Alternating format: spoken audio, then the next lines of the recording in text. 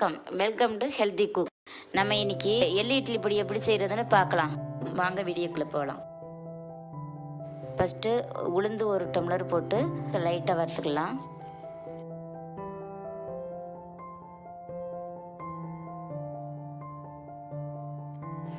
அடுத்து கருப்பு எள்ளு 1 டம்ளர் போட்டு வறுத்து எடுத்துக்கலாம். கருக விடாமல் பொரியிற பக்குவத்தில் இறக்கிடணும்.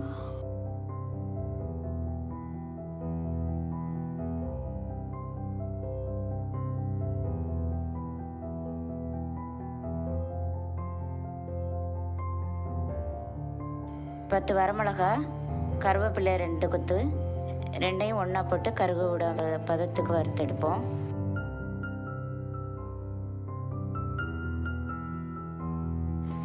வறுத்த எல்லாத்தையும் இப்போ மிக்சரில் போட்டுக்கலாம்.